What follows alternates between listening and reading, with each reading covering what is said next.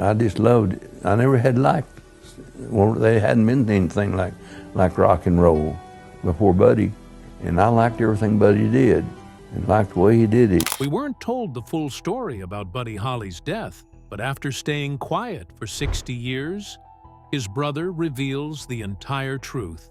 With tears running down his face, Larry Holley shares raw memories from the night That'll Be the Day came to life, and tells it all about what happened in February 1959. Did Buddy somehow sense he wasn't going to make it? And what caused the crash? Join us as Buddy Holly's brother confirms the rumor. The mentor's voice. Growing up in Lubbock, Texas, during the tough years of the Great Depression, the Holley family lived a life shaped by hard work and music. Larry Holley was the oldest of 4 kids in a home where singing and playing instruments were as normal as chatting around the dinner table. Born in 1925, Larry was over a decade older than his baby brother Charles Hardin Buddy Holley, who showed up in September 1936. With that big age gap, Larry was a second father, a guide, and Buddy's first real hero. Music filled every corner of their house. Their dad, Lawrence Holley, worked hard to put food on the table, but always made sure music stayed at the heart of their family. The Holley kids grew up with instruments in their hands: guitars, violins, harmonicas, and even mandolins. Larry could play them all, and Buddy was always watching, always listening. When World War II broke out, Larry answered the call. In 1944, he joined the Marines, and when he returned home in 1946, Buddy was just a wide-eyed 10-year-old kid who thought his big brother could do no wrong. In Larry's own words, Buddy believed he hung the moon. A couple of years later, Larry married Joyce Maxine Graham, but even with a new life starting, he stayed close to Buddy. As Buddy grew up, Larry could see there was something different about him. Not just that he played music, but how he played it. There was a spark in Buddy's sound, something raw and full of life that you couldn't ignore. The 1950s hit, and rock and roll exploded across America. For Buddy, it was a calling. And Larry, always the mentor, stayed right by his side. He helped Buddy figure out chord progressions, gave advice on songs, and encouraged him when everyone else said music wasn't a real career. Larry didn't just see Buddy's talent, he understood it. He knew Buddy had something special, something you didn't hear every day. Larry stood in the background during some of Buddy's biggest moments, like the recording of That'll Be the Day, a song that would later define an entire generation. Even as Buddy's fame grew and the Crickets started touring across the country, Larry remained his rock, offering advice, protection, and that grounding link back to home. The music business back then wasn't easy. Record labels played dirty. Tours were brutal. Through it all, Larry stayed close, always looking out for his little brother. He knew what Buddy wanted, not the fame or the money, but to be seen, to be heard, to be understood as a real artist. Their bond ran deeper than just music. They fished together, built things around the house, shared quiet, everyday moments that gave Buddy some normalcy, even as his star burned brighter and brighter. Then came that heartbreaking February night in 1959. When Buddy's plane went down, it shattered Larry's world. For a long time, Larry couldn't even talk about it. The pain was too raw, the grief too heavy. But over the years, Larry found a way to honor Buddy's memory, not just by talking about the music, but by keeping alive the story of the boy behind the legend. He became a champion for the Buddy Holley Center in Lubbock, a voice for the family. Larry lived another 6 decades after losing Buddy. He became the last living link to those early days, to the childhood memories, the garage jam sessions, and the dreams that would change music forever. And now, after all these years, he's finally ready to tell the world the secrets he's carried alone for so long. But how did a throwaway line from an old Western movie turn Buddy Holley into a rock and roll legend? The story behind his biggest hit is wilder than you think. John Wayne movie-inspired rock history. Some of the greatest songs ever written didn't come from fancy studios or big-time producers. Sometimes they started in the most unlikely places, like a movie theater in a small Texas town. It was 1956 in Lubbock, Texas. Westerns ruled the big screen, and nobody was bigger than John Wayne. On one hot summer night, three young friends, Buddy Holley, Jerry Allison, and Joe B. Malden, grabbed some popcorn and settled in to watch The Searchers, a brand new John Ford film. The story followed a Civil War veteran on a desperate hunt for his kidnapped niece. But it wasn't the action or the drama that stuck with them. It was a simple phrase John Wayne kept saying throughout the movie: "That'll be the day." Sitting in that dark theater, the boys couldn't shake how Wayne said it. Rough, casual, and full of attitude.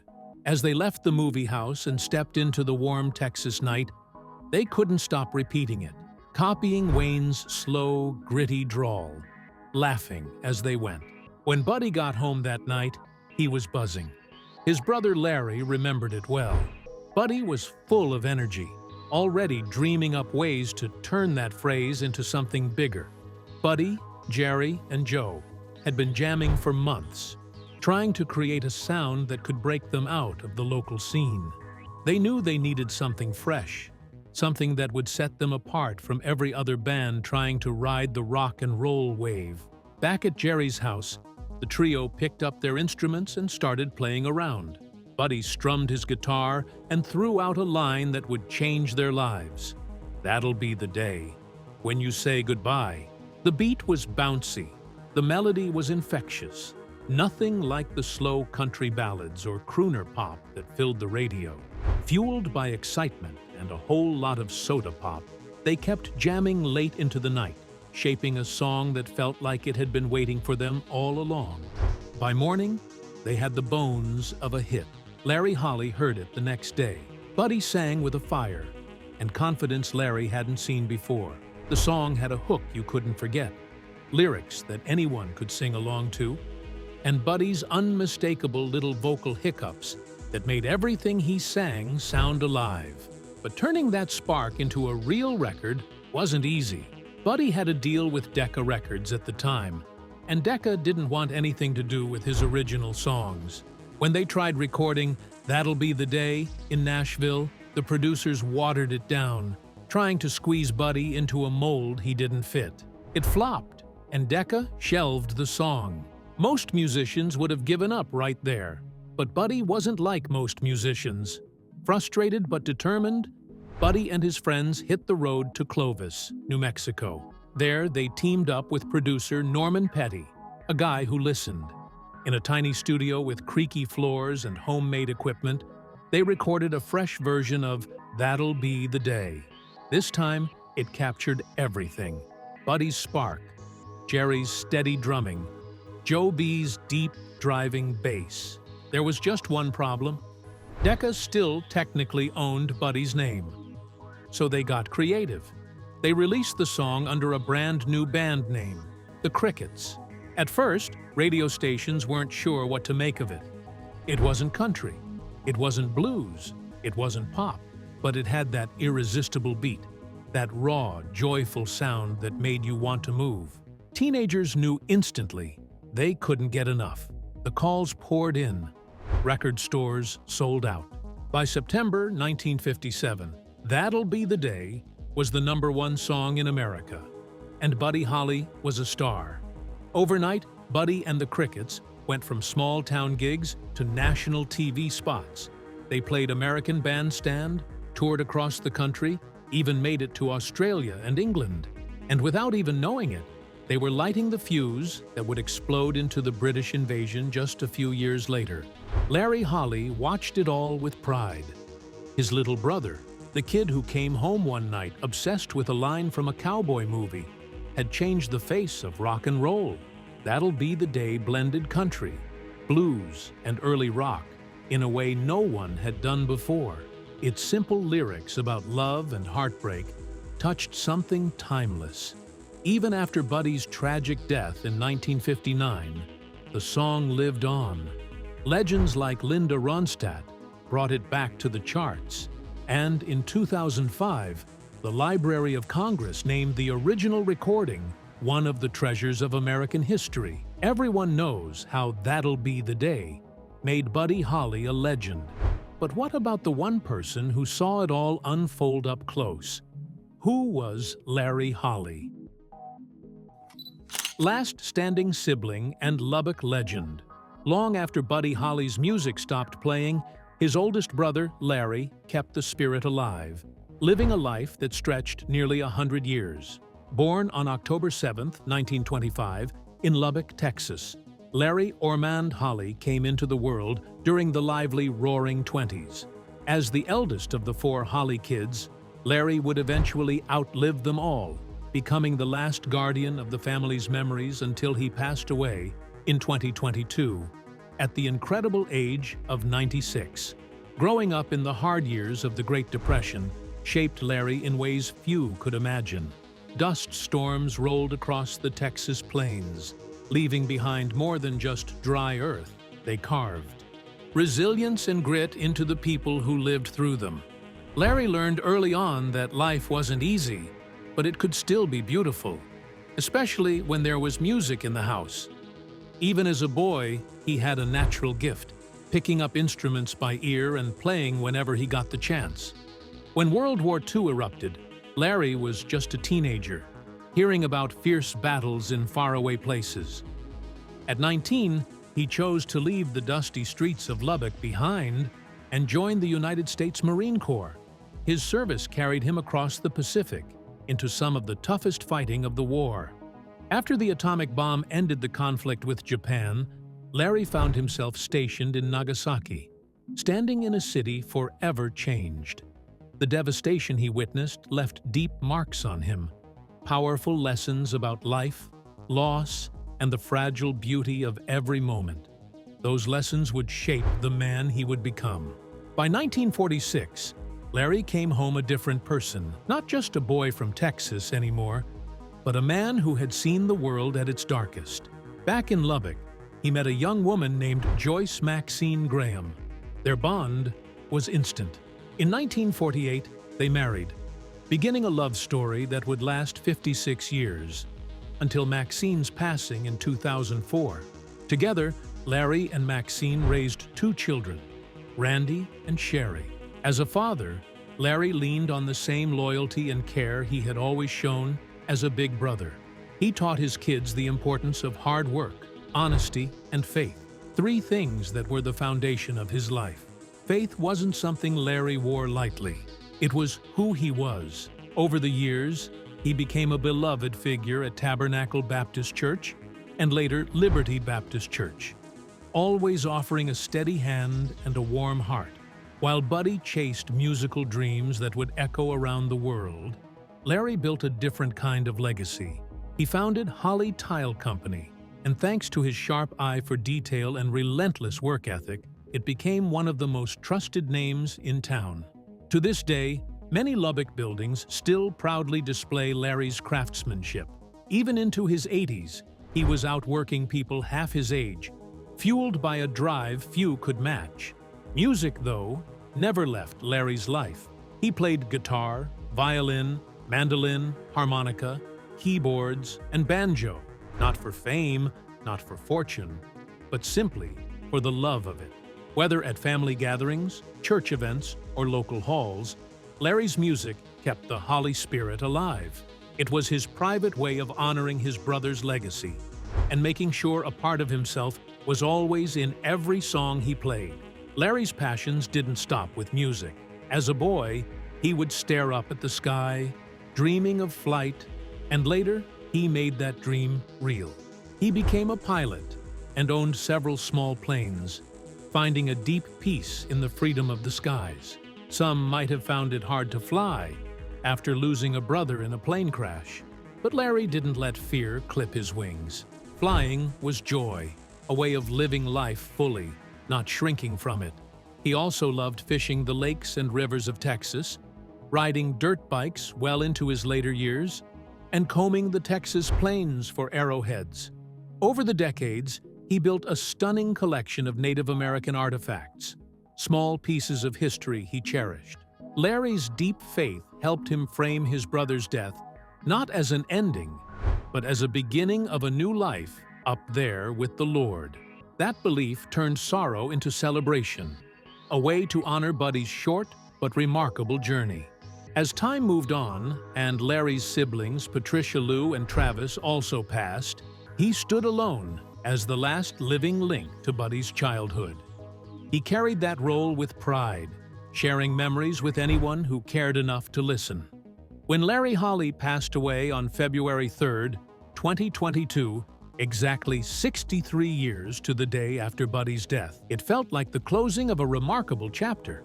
The last person who had known Buddy Holley not as a rock and roll icon, but as Charles, a little brother with big dreams, was gone. For nearly 100 years, Larry carried the pain of a night that shattered music forever. But what happened on that freezing February night? And why does it still hurt so much? The day the music died, February 3rd, 1959. At first, it seemed like just another freezing winter day. But by the end of it, the world would know it as the day the music died. And for Larry Holley, it became the start of a heartbreak that never really healed.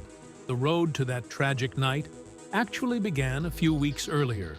Buddy Holley and a bunch of other young rock and roll stars were out on the Winter Dance Party tour. The plan sounded exciting on paper. 24 cities in 24 days. No breaks. But reality hit hard. The schedule was brutal, and the travel was even worse. The tour buses were just old school buses, not built for long trips across the frozen Midwest. The heaters barely worked. Some nights, the temperatures dropped way below 30 degrees. Musicians huddled together for warmth, but even that wasn't enough. Several of them got frostbite. Carl Bunch, the drummer, had it so bad he had to be hospitalized. By the time they made it to Clear Lake, Iowa, Buddy had reached his breaking point. He was tired, freezing, and just wanted a break. So he decided to charter a small plane to get to the next stop, Moorhead, Minnesota. A quick flight would mean a warm bed, some rest, and even a chance to do some laundry. The plane he booked was a small Beechcraft Bonanza from 1947. It had just enough room for 3 passengers and a pilot.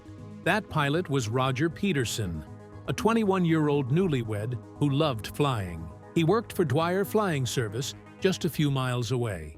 At first, the plan was for Buddy, Waylon Jennings, and Tommy Allsup to take the flight together. But fate had other ideas. Waylon gave up his seat to J.P. Richardson, the Big Bopper, because the Bopper was battling the flu and needed a break. Tommy and Richie Valens flipped a coin for the last seat. Richie won. Right before Buddy boarded the plane, he joked with Waylon, saying, "I hope your bus freezes." Waylon shot back, teasing, "Yeah, well, I hope your plane crashes." It was just playful banter between friends, but Waylon would carry the weight of those words for the rest of his life. After playing their last show at the Surf Ballroom, Buddy, Richie, and the Big Bopper headed to the airport. Light snow was falling, and the wind was picking up. Roger Peterson wasn't fully trained to fly just by instruments, which was crucial in bad weather when you could not see the horizon. The airport manager, Hubert Dwyer, watched the plane lift off. He could see its tail light for a few moments, and then it disappeared into the dark sky. When the plane didn't show up in Minnesota, people started to worry. Early the next morning, Dwyer took off in another plane to search. At around 9:35, he spotted the wreckage in a cornfield just 6 miles from the airport. The small plane had smashed nose first into the frozen ground. There were no survivors. News of the crash spread like wildfire. Music fans everywhere were crushed. 3 of rock and roll's brightest young stars were gone in an instant. But for their families, the loss was even deeper, even more personal. Back in Lubbock, Texas, the Holley family got the call they had been dreading. Larry Holley, who had always been proud of his little brother, now faced the unbearable truth. Buddy was never coming home. Their mother collapsed when she heard it on the radio. Buddy's young wife, Maria Elena, who was just a few months pregnant, miscarried from the shock and grief. The Winter Dance Party tour didn't even stop. Other performers were rushed in to fill the empty spots. A 15-year-old singer named Bobby V stepped into Buddy's place at the next show in Moorhead. Waylon Jennings and Tommy Allsup pushed through and stayed on the tour for another 2 weeks, with Waylon singing Buddy's songs night after night. Investigators later found that several mistakes led to the crash. Roger Peterson wasn't trained for night flying in bad weather. The plane's instruments were different from what he was used to. The weather briefing he got didn't warn him enough about how dangerous it really was. And in the end, he made a decision that cost 4 lives. Years later, Don McLean would call February 3rd the day the music died in his song American Pie. Those words stuck, forever tying that date to the terrible loss. Over time, stories and rumors started to swirl around the crash. Some said a gun had gone off on the plane. Others claimed the Big Bopper might have survived the crash and tried to get help. In 2007, Richardson's body was exhumed, and experts confirmed he, like the others, died instantly. Today, the crash site in Iowa is a place where fans still come to pay their respects. A simple memorial stands there, a guitar and 3 records, representing Buddy Holly, Ritchie Valens, and the Big Bopper. The Surf Ballroom, where they played their final show, is now a museum. Every year, it holds a winter dance party to honor their memory. The tragedy of February 3rd, 1959, changed music history forever. We can only wonder what songs Buddy Holly might have written, what new sounds Ritchie Valens might have brought to the world, or what the Big Bopper would have shared with the next generation. For Larry Holley, who outlived his brother by 63 years, these were the questions that must have haunted his heart, even as he kept Buddy's legacy alive in his own quiet, loving way. He was just 22 when the world lost him, but Buddy Holly had already changed music forever. In only 18 months, how did a skinny kid from Lubbock leave a mark so deep that legends are still following in his footsteps today? Rock and roll icon. When that small plane went down in an Iowa cornfield in 1959, Buddy Holly had only been a star for less than 2 years.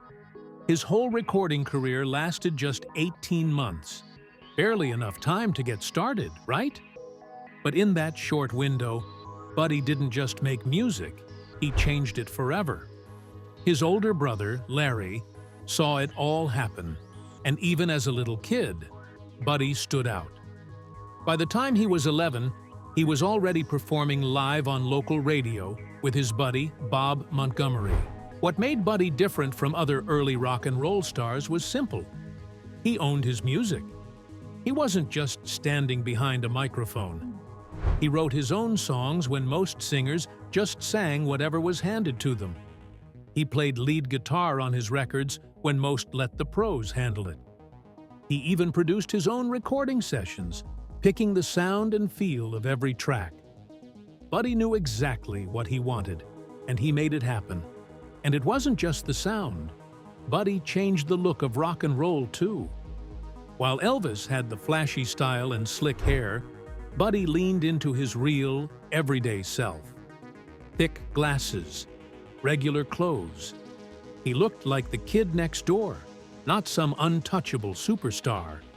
And that made thousands of young people believe that maybe, just maybe, they could do it too.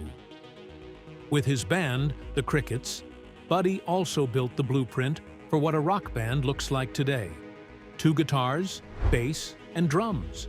Before that, most acts had bigger bands with pianos and saxophones. But the Crickets' simple 4-piece setup became the model, inspiring everyone from the Beatles to countless garage bands in the decades that followed. And speaking of the Beatles, ever wonder where their name came from? It was partly a little nod to Buddy Holly's band, the Crickets. Young John Lennon and Paul McCartney weren't just fans, They were students of Buddy's music. They sat down, listened carefully, and studied his songs like textbooks, trying to crack the code of how to write a hit. And it worked. Those lessons helped shape the sound that would later conquer the world. And it was not just the Beatles. The Rolling Stones recorded Buddy's song "Not Fade Away" as one of their very first big hits. They took the raw energy Buddy created and ran with it, blasting it through the speakers of a new generation. Bob Dylan, he caught Buddy live just 3 days before that tragic crash. Dylan later said it felt like Buddy was speaking directly to him that night, like he could see a glimpse of his own future up there under the stage lights. And Keith Richards from the Stones once said that everything he ever needed to know about playing rhythm guitar, he learned by sitting down and learning Buddy's songs. Think about that. One young guy from Texas managed to teach the future legends of rock how it was done, just by being himself. Buddy was always ahead of the curve, always daring to try things nobody else even thought about yet. While others were sticking to the basics, Buddy was dreaming bigger. He added violins to rock songs like "It Does Not Matter Anymore," blending classical sounds with rock and roll, long before anybody thought it was a good idea. Back then, mixing strings with rock music was almost unheard of, but Buddy made it work and made it sound natural. And in the studio, Buddy was a straight-up pioneer. He was one of the first artists to experiment with double-tracking his vocals, recording his voice twice to create a richer, fuller sound. Today, that trick is so common you almost do not notice it. But back then, it was revolutionary. It made his records feel bigger, more alive, and it gave future producers a whole new toolbox to play with. His songwriting wasn't just catchy, it was clever. Songs like "Words of Love" showed a sweetness and poetic twist that went way beyond the typical teenage love songs of the day. His melodies and chord changes had a special magic, simple enough for everyone to love, but rich enough for musicians to admire. And while most young stars were busy soaking up fame, Buddy was planning for the future. He started his own publishing company. He dreamed of opening a recording studio back home in Lubbock, one that would welcome artists who usually got shut out, especially black musicians. If Buddy had lived longer, there's no telling what kind of music empire he would have built. When the Rock and Roll Hall of Fame opened in 1986, Buddy was one of the first to be inducted. Rolling Stone magazine would later name Buddy Holly number 13 on their list of the 100 greatest artists of all time. Not bad for a kid from Lubbock, Texas, a town that once turned its nose up at his so-called devil music. Today, that same hometown proudly honors him at the Buddy Holly Center, a place where people from all over the world come to celebrate the boy who changed music forever. And honestly, when you stop and really think about it, what Buddy pulled off in such a short time is nothing short of mind-blowing. He released just 3 albums while he was alive. 3. You could sit down one afternoon, hit play, and listen to every single song he ever recorded. Yet somehow, those few songs have kept sparking something magical in musicians and dreamers for over 60 years. It is like Buddy planted a seed that never stopped growing. Every time a teenager sits on the edge of their bed, strumming a guitar and writing a song straight from the heart, that is Buddy's spirit living on. Every time a musician in thick glasses and a simple t-shirt steps onto a stage, without worrying about looking cool enough, they are walking straight through the door that Buddy kicked wide open. And every time a producer sits in a studio, pushing buttons, blending sounds, and daring to try something nobody's ever heard before, that fearless spark, that was Buddy's gift to them too. Buddy Holly proved you did not have to fit the mold to make history. You just had to have the guts to follow your own sound and trust that someday the world would catch up. And all these years later, it still is. Thank you for watching. Please like, comment, and subscribe. Also, check out another interesting video by clicking on the video shown on your screen. See you on the other side.